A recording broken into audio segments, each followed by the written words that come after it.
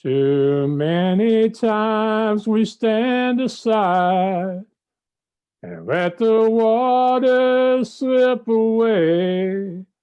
So what we put off to tomorrow has finally come today. So don't stand upon the shoreline and say you're satisfied. Choose to chance the rapids and dare to dance the tide. Hello, ladies and gentlemen. I am Maxwell Ivy, known around the world as the Blind Blogger, and this is another episode of What's Your Excuse? And you can find the show at theblindblogger.net or whatsyourexcuseshow.com. You can also ask Alexa or Google to play What's Your Excuse? You can find me on Roku at Knob TV and soon to come on IBM TV. But always go back to the website, theblindblogger.net. And what I do with this show is encourage you to overcome the excuses that are holding you back by introducing you to people who have overcome adversity or thrived in spite of difficult circumstances, people who have struck out on their own and started unique businesses, experts with world-tested, proven advice that will help you get closer to your goals, and people who I just happen to find personally inspiring, motivational, or interesting. I do hope that you will visit my sponsor, Chip Edwards at CreateMyVoice.com. He is the expert on using Alexa and Google and other wireless speaker platforms to protect and grow your business brand. He is the expert, nationally recognized speaker on the subject, in tune with all the upcoming trends. Be sure to visit him at createmyvoice.com. Click on the contact form, reach out to him. Let him explain it better to you than I can. You definitely have to be on these platforms. It's no longer an option if you're going to be an online business person. So I do hope you will visit his website. Now, today I have a wonderful, inspiring guest with me. Her name is Bailey Martin. She is another one of the Orcam Dream Team ambassadors, but she is definitely an individual. She has her own story. And so what you need to know about her is she lost her vision when she was like 11 or 12. She had always been active growing up as a farm girl, in a rural community where, kids play and they play hard. Because I remember while my family wasn't into farming or ranching, we lived with a lot of kids who were. So she thought that her vision loss might affect her sports interests, her just living an active lifestyle. And it turned out that she was able to continue pursuing things like running track, swimming, and just being generally active. And then, of course, Orcam came along. She was able to be part of their ambassador program. She was given one of these My Eyes devices that allows her to read things. It will help identify colors. It helps navigate. And I'm looking forward to hearing how it has improved her ability to pursue her passions, both in and out of the classroom, and maybe how it's allowing her to envision her future maybe in a different way as a result of having Orcam and the support of that company. So I don't have a website for her, y'all. She has an Instagram feed. I'll let her give it to you. It'll also be in the show notes. So Bailey, thank you and welcome to What's Your Excuse? Yeah, thank you so much for having me. Well, you're welcome, and I appreciate your patience. Because we tried to do this last week and the technical gremlins got to us and we weren't able to get everybody on the call together. So but you hung out with me and we had a great conversation. Mm-hmm. I was impressed with your perseverance and determination and just general positive way of approaching the setback that we were experiencing. So why don't you start by telling people some of the things that you were into growing up, and then when you lost your vision, how that affected you? So I was always in multiple sports throughout my entire life. I've ran track since kindergarten. I've also been a part of volleyball, softball. I played soccer a tiny bit, not very much. I also did some swimming. I always rode horses, so I was always extremely active, always did really well in school. And then when I lost my vision, I really thought I was going to have to give all that up. I didn't know. I always grew up with 20/20 vision. No one in my family ever had visual problems. So in my mind, not knowing anyone else, I felt completely alone and felt like I was going to have to give up everything that I loved, which really included sports and my love for reading. I used to stay up till midnight to 1 in the morning reading a book, and my mom would always have to come upstairs and take it away because I was always so involved and loved that part of my life. So when I lost my vision, that was really traumatic for me, I guess you could say, because I didn't know how to handle it. I didn't know really what my emotions were, especially that young.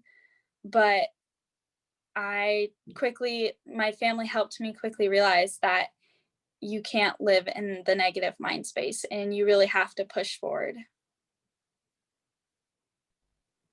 Yeah, well, it's good that you had the family support, and Mhm.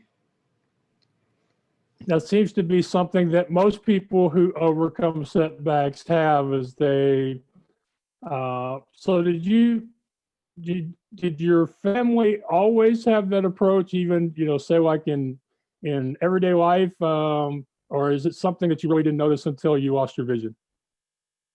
My parents were always extremely positive. Um, I guess I really noticed it though when I lost my vision because I was sad. I could tell my family was sad, but everyone just worked so hard to keep a positive mindset and they let me grieve as well, which I thought was extremely important. They let me grieve that I lost my vision and that my life is going to change. But they really inspired me and kept me going and really just let me know that they're there for me. But I need to get out of my bubble. I need to get out of my room and fight to be positive because being positive sometimes is difficult to do, but you have to fight for it.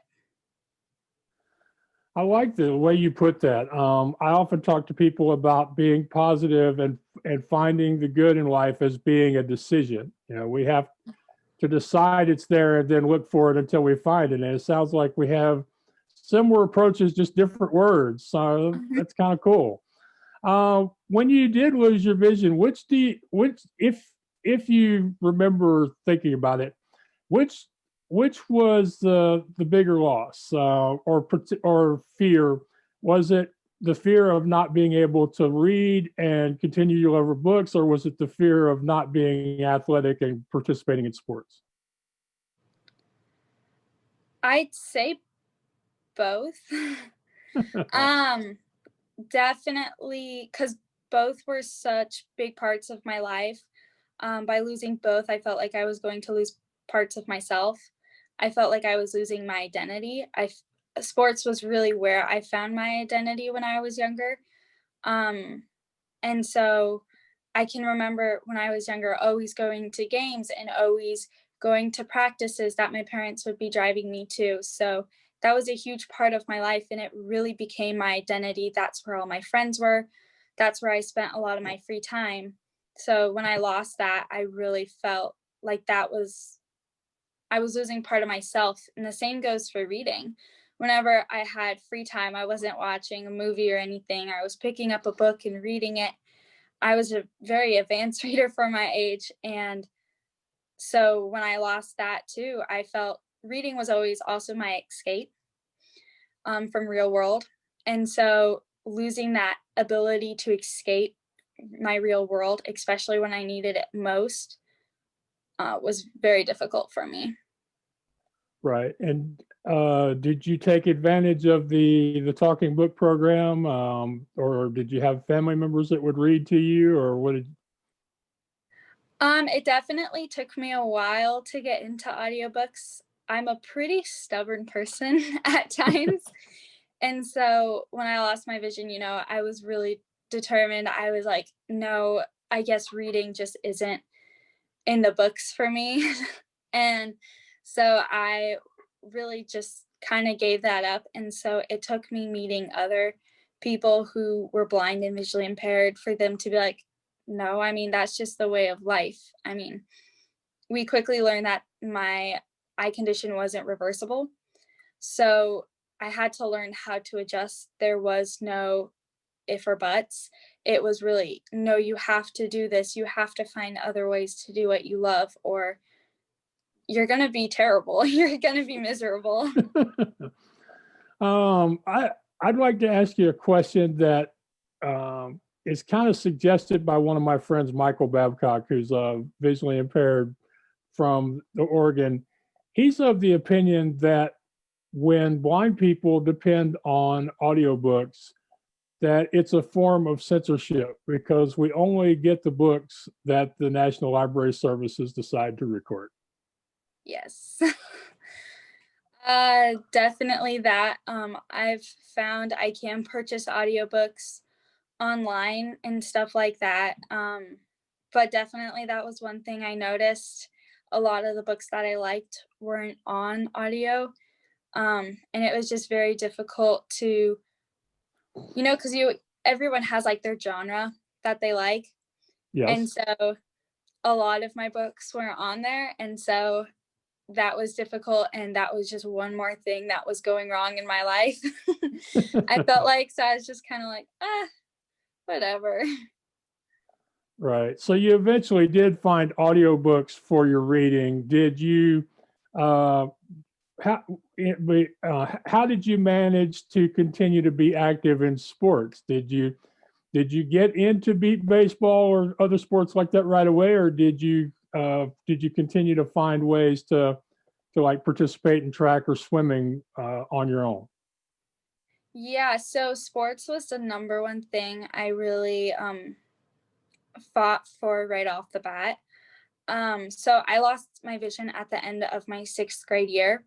So then that summer, I immediately got back onto my horse and rode. I showed her in 4-H. And then that next summer, I again rode my horse Annie, showed her in 4-H. And then I also competed in beat baseball. And it was through beat baseball. I competed at the World Series. And then it was through beat baseball that I really learned that there are sports out there for the blind and visually impaired. And even though they were different, I could still be competitive. I didn't have to lose that sense of who I was. And they really helped me. The beat baseball team really, really helped me come to terms with who I was again. I really lost a lot of my confidence in myself, and I was always a very outgoing kid. And when I lost my vision, I became very shy. I was kind of in my own little bubble, but they really brought me out. They instilled a lot of confidence in me. They motivated me every single week. And they really understood almost all of the athletes were blind and visually impaired. And so they were really able to say, like, I know what you're going through, but you have to keep going, and we can help you with that. We can help you get back into sports. So that was just incredible. And I still hang out with those people to this day, and they're fantastic. They're like a family. Right. Well, in Kalari's interview, we talked about the Chicago, what are they? The Chicago Sparks. So what is your team? So I don't get accused of not being fair or not giving people. What team did you play for? And I'm sure the team you still root for when they're playing. Yes, I played for the Iowa. So Reapers. which team would that be? I played for the Iowa Reapers. Okay. Mm-hmm. Makes sense. From farm country, so Reapers makes a lot of sense. Yeah. In 1992, 93, when I had one of my few real jobs, I played for the Oklahoma City Bombers, which I'm sure they've Okay. since changed that team name, but but you got to play in the World Series, which is very cool. Mm-hmm.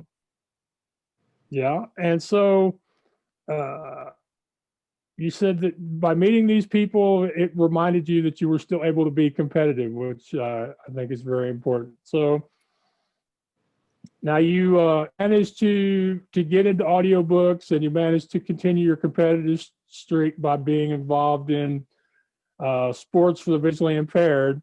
So Mm-hmm. now, what are your plans going forward? Are you about to enter college? Are you continuing to participate in sports? Are you going to be competing in the Special Olympics or in swimming or running at the college level? So how are you progressing?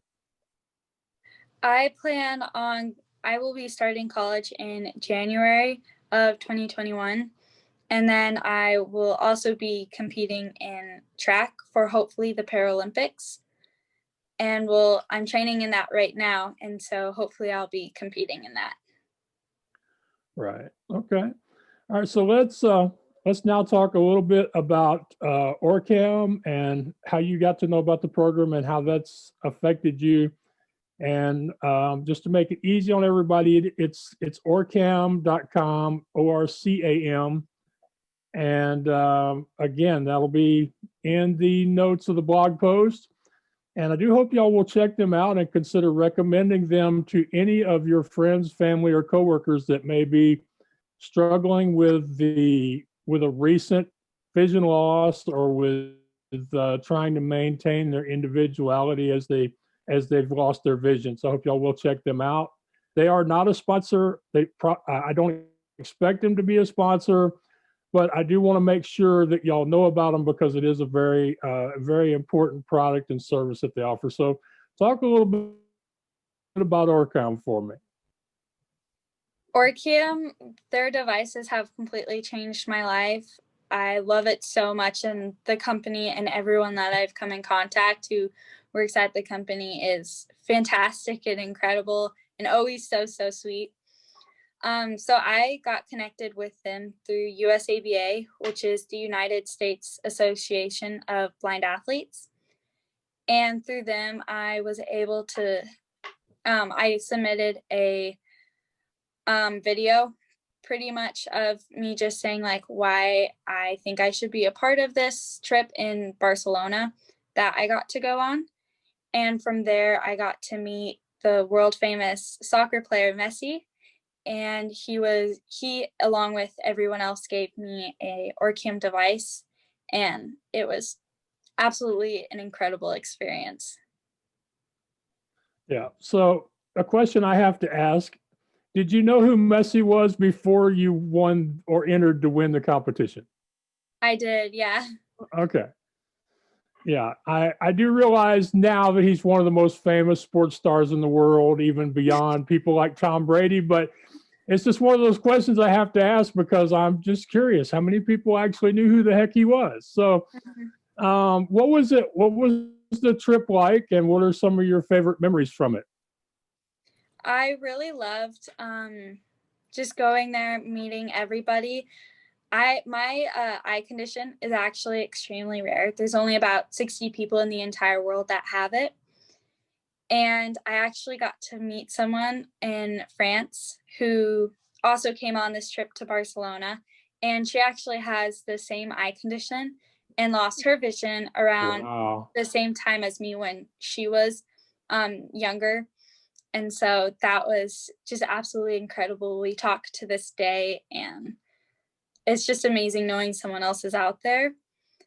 And just getting to meet Messi was absolutely incredible. I love soccer. And so when I heard it was him, I kind of had a fangirl moment, but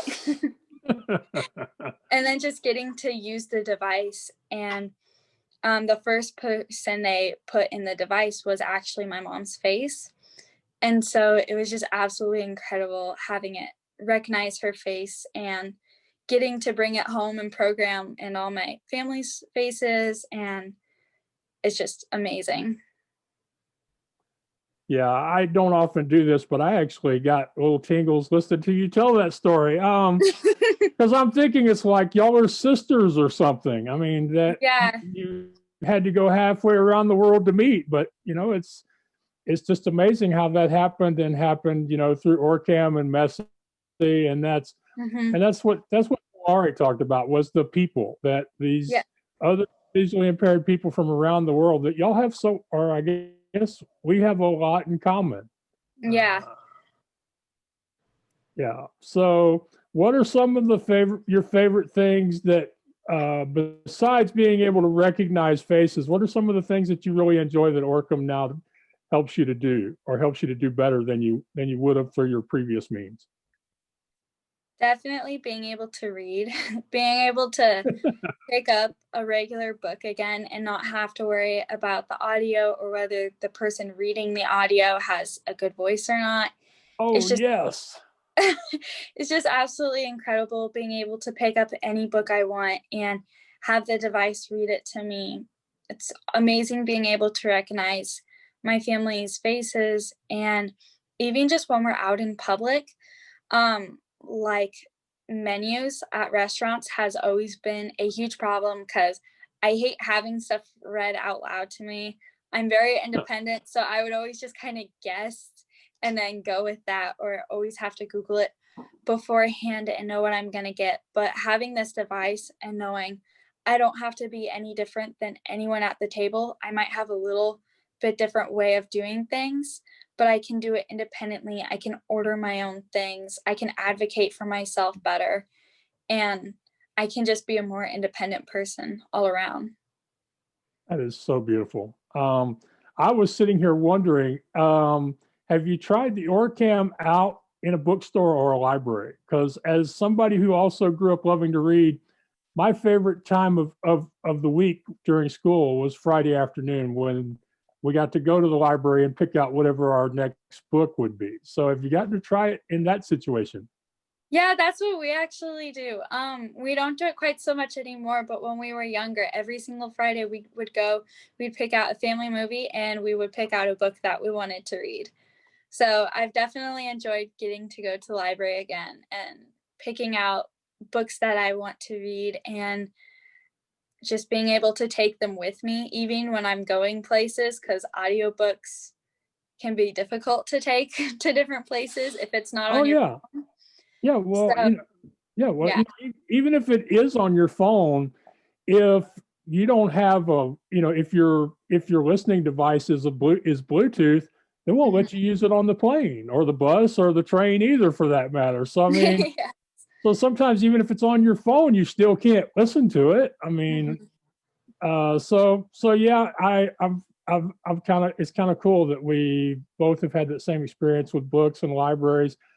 Uh, as an author, one of the things I really love is the first time I get the first print copy of Mhm. one of my own books. And there is, you know, I don't know about you, but to me, there is just something special about when you open the spine of a real book for the first time.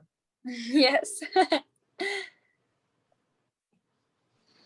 Yes, that is so cool. So, has Does it does the Orcam also help you with shopping as opposed to just browsing and looking for books or movies?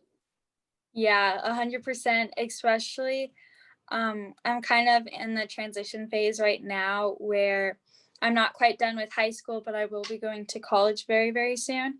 So my parents are really trying to allow me to do a lot more things independently, which also means grocery shopping. So they'll help me out in the grocery store because we live out in the middle of nowhere. It's Iowa. So it's 40 minutes to our grocery store that we go to. So when I go, my family goes to get their stuff too. Okay. But Uh, it's amazing because I'm able to pick out exactly what I want. I know, especially when I go to college, I'm not going to have someone with me telling me, what's in the package or what's how many's in there. I'll be able to do it myself. right. So does the Orcam help you any with understanding those darn labels? Yes. Yeah. That was always Oh, a challenge really? because I'd always tell my mom, I was always like, can you just point out like these 3 specific things? So then she'd always have to scan it. And I'm always like, I could do this so much faster if I could just do it myself. But so that's been incredible, just being able to do it by myself, have more independence, and I actually get the things I need. Well, I mean, who would have thought that one of the things Orcam could help you with is being healthier because it not only allows you to pick out items, but to read the instructions, to read the ingredients, to really be able to make a decision for yourself, just like a sighted person would. And even for like baking and cooking, even if it has the directions on the box, it's like I can't see that. But once I got Orcam, I could do it by myself. I didn't have to have my mom in there reading me the directions or helping me out. It's like I can do it all by myself now. So, because it's something you weren't able to do by yourself, has cooking and baking become something you love? Was it something you enjoyed beforehand and now it's come back to you? Where are you at with cooking and baking? I've always loved cooking and baking. I kept that up pretty well after I lost my vision. My parents were like, this is going to be a skill you'll need for the rest of your life. So they really pushed that one and kept me doing it throughout the whole process of me losing my vision. But I had very few recipes that I could do that I knew from heart. And so being able to Google recipes or flip through my mom's cookbook and pick out any recipe I want from there is incredible because I don't have just a small selection I can choose from. Right, right. Now, you told me last week that you're recovering from an injury. You had to have surgery on your shoulder, and so you're not quite back to your usual exercise or workout regimen. But something that occurred to me between this week and last week is, did the Orcam make it easier for you to deal with the medical professionals? Because one of the things us blind people have trouble with is even getting some of the doctors and nurses to talk directly to us, much less trying to understand what it is they're doing at the time they do it.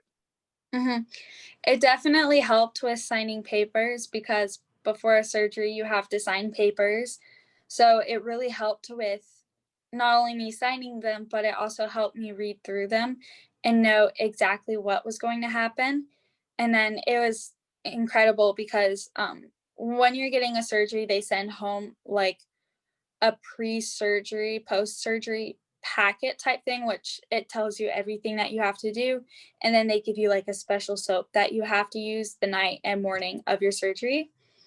And Yes. so I was actually able to like read the package by myself and I was able to read all the directions and not have to have someone do it with me. Well, that's good. That's good. And Mm-hmm. then, as far as any of the procedures before or during or after the surgery, did it make it less frightening to be able to see more of what was going on before like the procedures that you go through before you actually have your surgery? It was definitely more easy and it put my mind at ease because people can always read things to you in the doctor's office, but just being able to read it, quote unquote, by yourself and know that maybe certain parts are being skipped over and that you really are getting all the information that's on the paper. That's very important because I've had to have several surgeries myself, and there was only one time where I felt like they actually read everything to me, and that was a situation where they were required to have a second person in the room to verify that they read everything that was supposed to be read to me. Yeah. But usually, I wonder about that. Are they reading everything, or are they just skipping over some of it so they can get to the part where I sign? Because if I don't sign, I can't have the surgery. Yeah. So now you're trying. Yeah. So you're trying to get back so that you can get back to running and swimming again. Yep. Yeah. Yeah. And how's that going? So well. I've really loved getting back into running and being able to lift weights again and being able to jump around. I can't swim yet, but I can fully sprint now. And as I said, I can start doing some more weights. So that's just been awesome, getting back into what makes me feel like myself. Well, it sounds like you're using free weights, but I can imagine that the Orcam might be helpful with the touch screens, with all the electronic devices that more serious exercise people come in contact with. Yes, and even just like reading, my coach will send me a worksheet of everything I have to do for that week. So even being able to stop really quick and read what's next is incredible, because before this I would actually sometimes memorize my workouts, but then you get in the moment and then you forget what you're supposed to do next because you're hot and you're sweaty. And so that's just incredible, being able to just quickly touch the side of the device and have it read to you and tell you exactly what you need to do. Right. And now you're currently you're doing the virtual learning thing. So one of the things that I'm surprised is that Orcam actually works over the internet. That, Yes. So for example, if you had asked it to recognize me and you told it my name, it would be able to recognize that person's face over the internet, say like with one of your teachers or one of the other students in your class. Yep. That is so cool. Yeah. So cool. That, because recognizing people is one of those things I'm horrible at. Because really, really all you can do is go by people's voices, and so what are some of the things you're looking forward to trying that you maybe haven't done, or maybe been as aggressive in doing that maybe you will now because of Orcam, or just because you're continuing to get more confident? I'm really excited to pick up a few more books and read them. I'm super excited for college and being able to read the actual textbooks and not have to worry about getting online textbooks. That'll be something that'll be completely different. This has been my first year that I've actually been able to use real textbooks.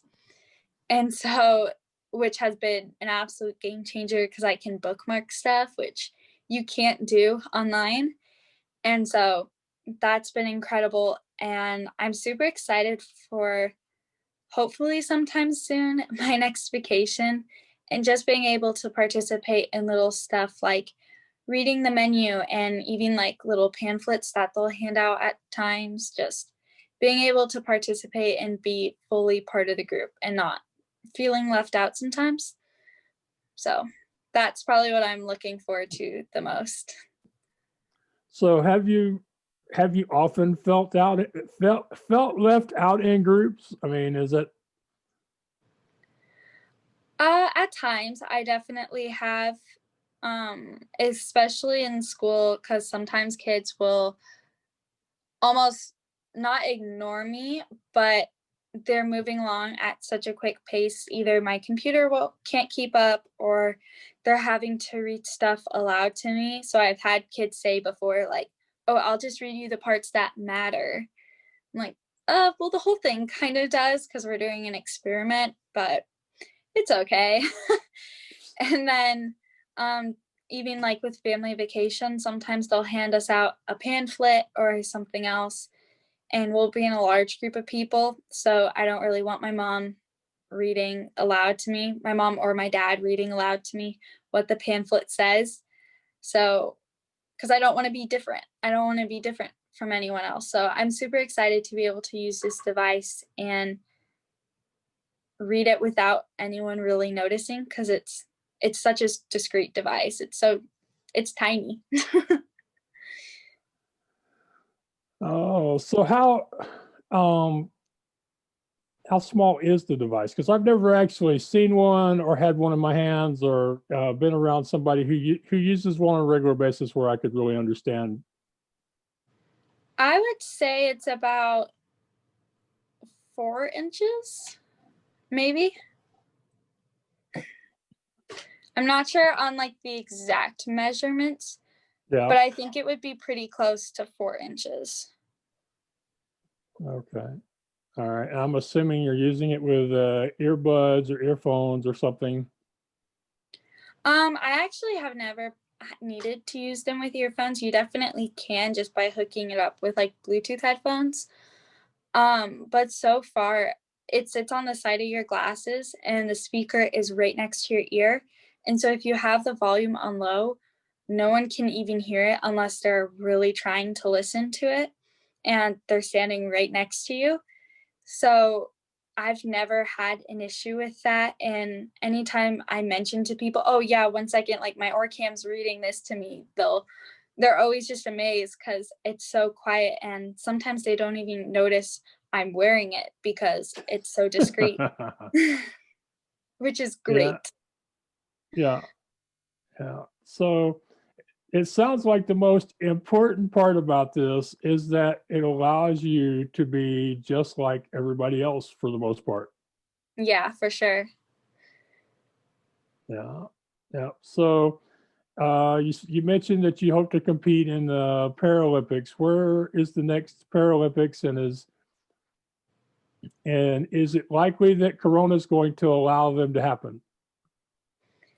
The next Olympics is in Tokyo for 2021 because it was supposed to be in 2020, but they ended up having to push it back because of the pandemic. I think it's a pretty good chance that they'll have it, but obviously health and safety of the athletes comes first. And if it's too risky, then coaches, the athletes themselves aren't going to put themselves through it. Right. And are they finding ways to keep the athletes healthy now? Yeah, I've heard. for sure. So a lot of athletes are doing what you call bubble life, which is basically where if you train in a group, you only get to associate with the people that are in that group. Like soccer, you have to be together with your teammates to play soccer.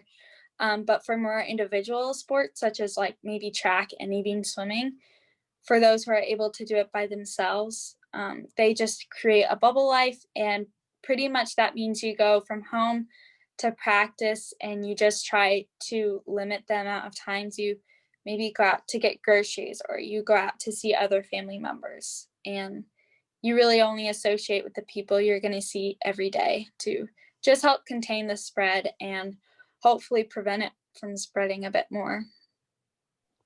Right. So have you had any difficulties with Corona and trying to stay safe as a blind person? So far, nothing major. One thing I definitely was a little frustrated with in the beginning, and even now, is just how inaccessible things are right now. You have signs. You have signs. Yeah, so definitely the signs out front saying whether or not you needed to wear the masks. And then, at least in Iowa, I'm not sure how people from other states uh, handled everything, but in Iowa, they actually put stickers on the floor with arrows. And they would say, you know, you can only go up this aisle, but you can't go down this aisle. And you had to walk this way or on this side. And so that was extremely difficult and frustrating as a blind person who can't see those, and just wishing that there's a way for it to maybe be tactile or just anything to make it more accessible. Because Yeah. I was lucky enough to have my mom with me, but thinking about, oh, if I didn't have someone with me, if I was in college, I wouldn't even have an idea that these stickers were on the floor. And so those things definitely frustrate me right now, just dealing with the pandemic, just realizing how inaccessible the world is and just trying to fit in and do our best. Right. Now, I don't know about the little arrows on the floor, but at least once you knew to look for the signs, that's probably something you can get past. Mhm. However, I've read articles from the UK where some people, some blind people who weren't quick enough to follow the new rules were yelled at or even cursed at by some of the other customers in stores and at venues. Yeah, I got yelled at in a store because I wasn't following the arrows. And I don't use a cane anymore. I actually use a guide dog. So I just calmly explained to the lady, I just, said, "Hey, I'm really sorry. I didn't realize the arrows were there. I'm actually a blind individual and I wasn't able to see those." And she was so apologetic. She felt so sorry. And then she kind of got a little angry and defensive for me because she was just like, "Why are they not accessible to blind people or for people with disabilities?" She was like, "That's insane to me. We're in the middle of a pandemic and yet we can't even help those who are disabled." And so it was nice to Right. see other people recognizing the situation and the issues that we have, but at the same time, it's something visually impaired people have learned to deal with, and something that we've learned, my friends and I, we always say we live in an inaccessible world where they expect it to be accessible. So definitely explains the situations right now. Okay, so you are a guide dog user? Yes. Okay, and how long have you had a guide dog? I've had Vera. She's a black lab. I've had her for about 2 years now. So way better than using a cane. Would highly recommend.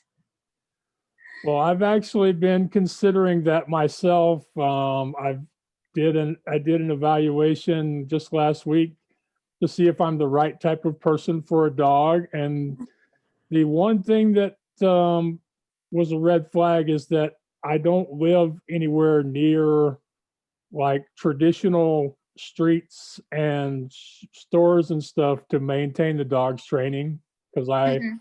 I live about 2 miles from the nearest place like that. We live on a dead end road that backs up to the state forest in this area. So Mhm. our yard and most of the road that I live on is like country, forest Yeah. with deer and stuff. So that was the one thing they're not really that they didn't really care for. But I've been thinking seriously about it. Are there any?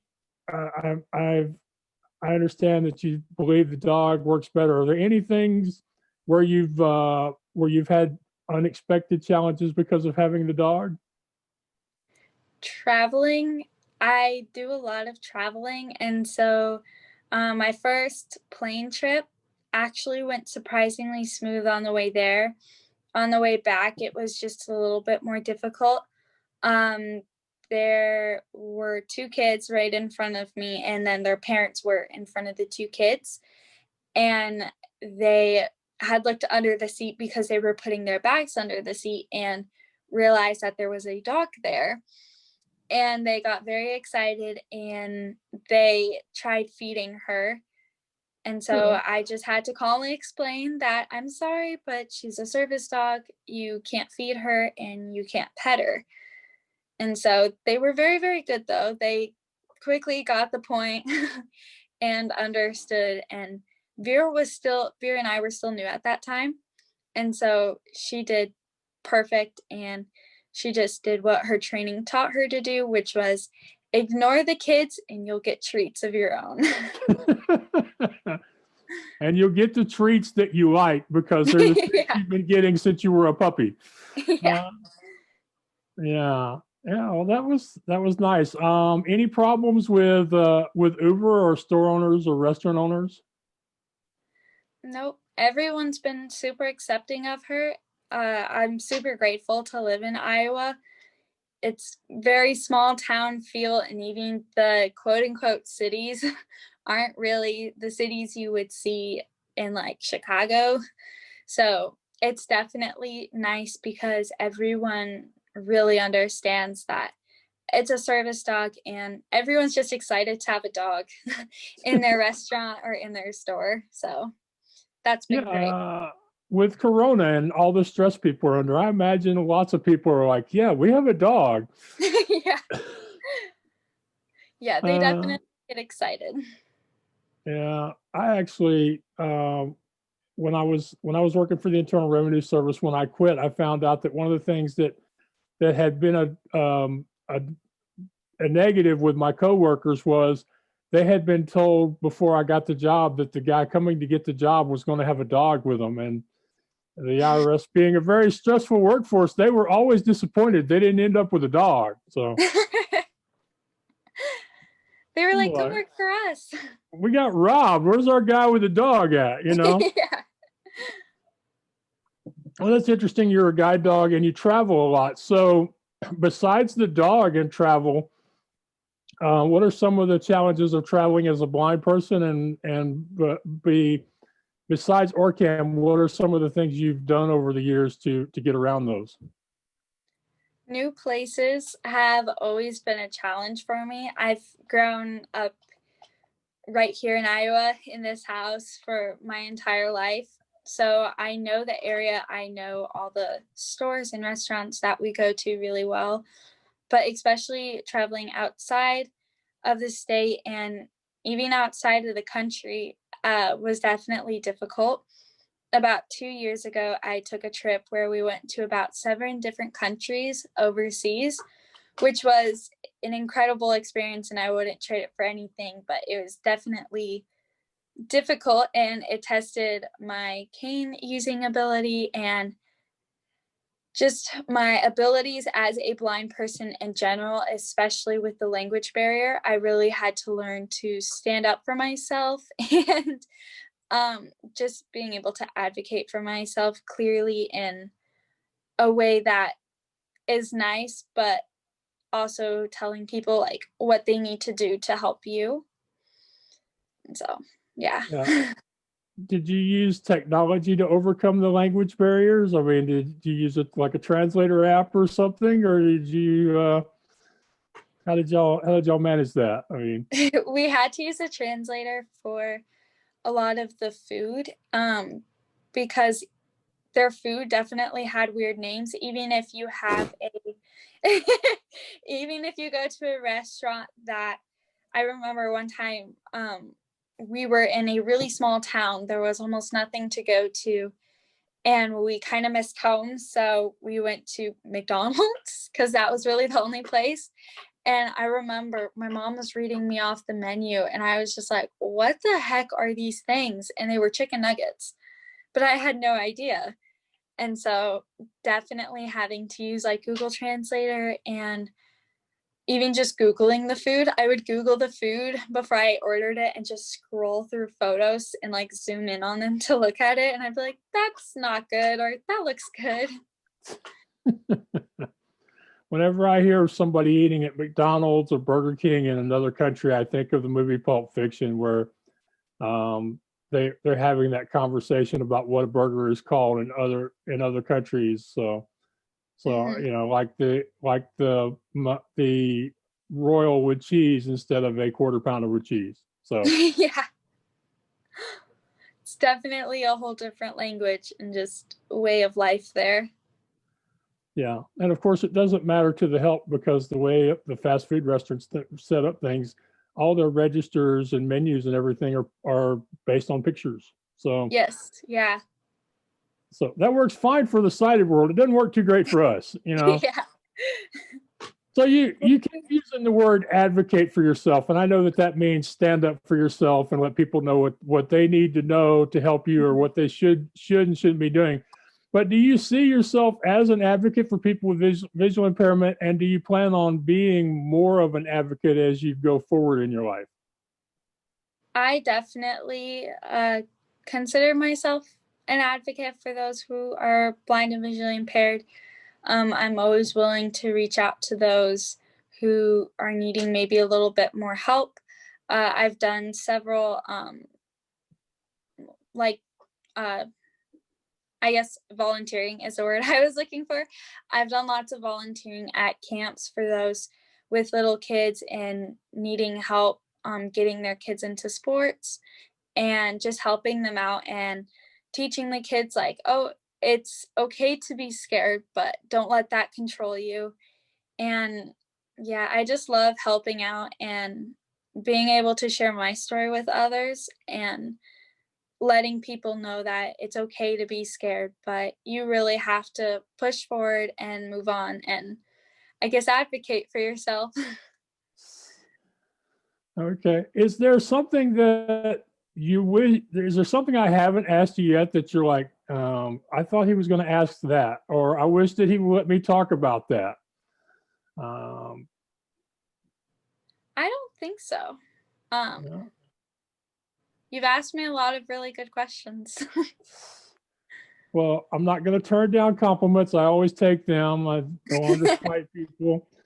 But I've never really seen myself as an advocate for visual impairment. I basically am an advocate for for just showing up and facing those fears. One of the things I find quite funny is when I post about something that's challenged me, and I think it's just a vision issue. And it turns out I hear from all these sighted people who are like, no, Max, it's not just a blind thing. We hate it too. I've gotten that a few times for my friends. I'm like, oh, this is so difficult. And they're like, no, Bailey, it's just difficult for everyone. I'm like, okay, you're making me feel a little bit better about myself. Yeah, my usual the area that usually gives me the most trouble is social media. Yeah, for sure. So that's my area, and I post about it. And like I say, sighted people will say, no, we don't like it either. and I'm finding more and more people who will say that if they could leave Facebook, they would. So that makes me feel better. I know you're on Instagram, so where can people find you on Instagram if they want to follow you and keep track of your efforts to become a world champion and a Para-Olympian and who knows, maybe the next Helen Keller? Hopefully I don't lose my vision or my hearing. I've already lost my vision. The hearing needs to stay. Yes, I forgot about that. Yeah, that's one of those things. Is being blind is bad, being deaf is bad, being both is nigh on impossible, it seems. Yeah. So yeah, I mean, where can they follow you on Instagram? And because I actually don't remember the name of your handle over there. So it's Bailey _22 Martin. Okay. And Bailey is spelled Bailey and then just 22. And then Martin is spelled Martin. Okay. Well, I am, that's something else. It just occurred to me. I was almost through, and then I'm like, that's a good question. Can you use your Orcam to help you take selfies? I haven't tried that yet. That's interesting though. Because my biggest problem with Instagram is that they don't have a desktop option. So, I have to transfer stuff to my phone. And then, as you know, when you transfer photos to your iPhone, the titles disappear on you, and all you have left are numbers and dates. Yeah. I would just screenshot them. If I were you, I would screenshot the ones you want to submit, and then that'll be the first two in the row. So then you don't have to go through and find them. It'll just be the first two. Well, that's true. But what if you're trying to share something that you took last year, and that happens to me quite often because I forget that I wanted to share those photos, but I forgot. But now I need to go back and, so that's sort of a thing. Mm-hmm. Okay. But so you haven't tried it with it to see if the Orcam will help you take photos or selfies? I haven't tried that yet, but I'm sure it would, because it would recognize my face, and I guess it would be like a mirror, but it's the camera. So I'm sure it would. I'll have to try that out though. I'll be interested because, I travel a bit myself, and I would love to get even more photos and videos. And I've never taken a selfie. And every time I try to record myself for like a Facebook Live or something, it goes horribly wrong. So it'd be good to know if that's possible. I tend to think you're right, that it probably is an option. Mhm. And so I tell you what would be, so I'll be looking forward to hearing if you find out that it helps you with photos and videos, because that would be yet another thing. So I really do appreciate you sitting down and talking with me and sharing some of your story. I appreciate the Avi and the other people at Orcam for getting us together. So what I want to do is give you a couple minutes to just tell people one thing that you think is like the most important thing that they should remember from meeting Bailey. What is the most important thing they should take into their lives? Because the whole point of this show is I want people to think, if Bailey can do that, then what's my excuse?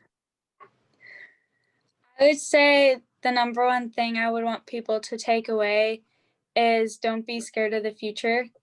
I know the future can be a scary thing, especially when your life kind of does a 180 on you, but there's always greener pastures. It's always going to get better, you know. The climb is always worth the view, is what I always think. And so always remember that you can do it. And if you set your mind to it, nothing can hold you back. I like that.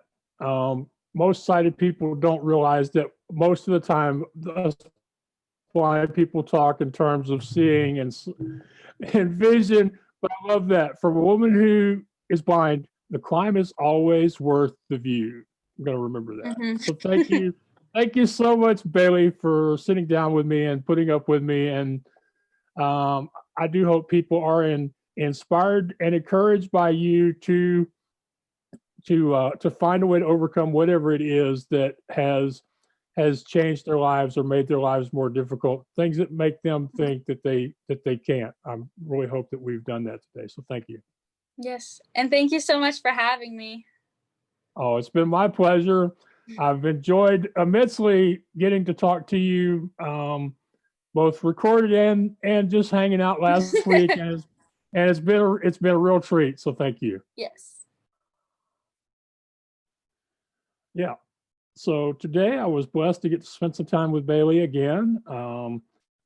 She is a remarkable young woman who has overcome a lot, both from her own efforts and the encouragement of her family and the provision of the technology. But I have the feeling that with or without the technology, she's one of those people who would just find a way, or her parents or her friends. Just such a strong spirit, somebody who perseveres and just finds a way. So very happy to have gotten to spend some time with her. And I would think the most important lesson we learned is that fear is not something that should stop you. Even when you're afraid, you should go ahead and do. And then right there at the end where she said, the climb is always worth the view. And even if you have to imagine the view, have the view described to you, then it's still amazing, you know. And I think even more so, while she didn't say it, the climb is worth the view, but when the climb is over, you have to take time to appreciate the view. So don't get in such a big hurry to climb the next mountain. That's from me, not from her. I appreciated how her parents encouraged her and lifted her up and helped her during this time. Quite often, vision loss is so traumatic that even the parents of the children have trouble dealing with it, but that didn't happen in her case, thankfully. So the parents were able to encourage her. She was able to maintain or get back her love for reading, sports, horse riding, baking, cooking, just living a full life. I'm very impressed by her. So again, if Bailey can do it, then what's your excuse? And today's episode should be really obvious that if Max Ivy can do a podcast, then what's your excuse? I really enjoyed my time. I do hope you will visit the website, theblindblogger.net or what'syourexcuseshow.com. My latest book is The Blind Blogger's First Speaking and Signing Adventures, How You Can Conquer Your Fears. My latest online course is 8 Weeks to Podcast Guest Rockstar. It's a totally interactive course. By the time you're through, you'll be completely ready to go out and start building your brand through podcast interviews. Be sure and check out Chip Edwards at createmyvoice.com. He is the sponsor for the show, and he will help get you on Alexa and Google so that you can protect and grow your brand and leverage the millions of people who get their content that way. That's how you can say, hey, Alexa, play What's Your Excuse? Again, that's createmyvoice.com. Let's see. I do hope that you will give yourself some applause, because knowing y'all are out there watching and listening is part of the reason that why I can continue to do this. Knowing that I would disappoint y'all is one of those things that really helps me show up every day. So thank you for being part of my audience, for continuing to love, support, and encourage me. Until next time, thank you and take care. And there's bound to be rough waters, and I know I'll take some falls, but with the good Lord as my captain, I can make it through them all.